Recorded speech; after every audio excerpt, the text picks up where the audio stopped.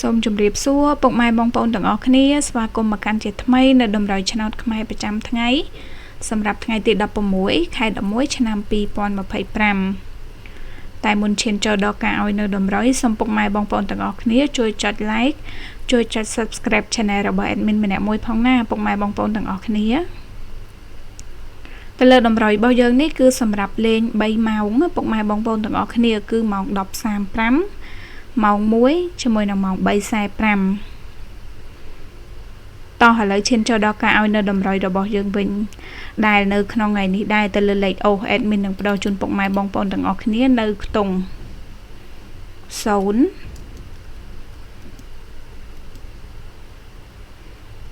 និងខ្ទង់8ហើយទៅលើតម្រុយនេះគឺលេងបានគ្រប់ប៉ោះពុកម៉ែបងប្អូនទាំងអស់គ្នាគឺប៉ោះ A B C D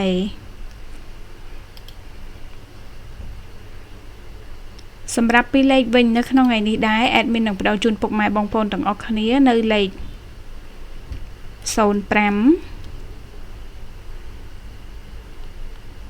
លេខ9គត់លេខ83និងលេខ78សម្រាប់3លេខវិញនឹងផ្ដល់ជូនពុកម៉ែបងប្អូនទាំងអស់គ្នានៅលេខ059លេខ89គត់និងលេខ378ទៅលើតម្រុយនៅក្នុងថ្ងៃនេះគឺមានប៉ុណ្ណឹងលេខពុកម៉ែបងប្អូនទាំងអស់គ្នានឹងបញ្ជាក់ជូនម្ដងទៀតដែលលេខអូគឺមានខ្ទង់0និងខ្ទង់8ហើយសម្រាប់លេងគ្រប់ប៉ោះបានគឺប៉ោះ A B C D ហើយសម្រាប់ពីរលេខវិញគឺមានលេខ05លេខ9គត់លេខ83និងលេខ78ហើយសម្រាប់3លេខគឺមានលេខ059 89គត់និងលេខ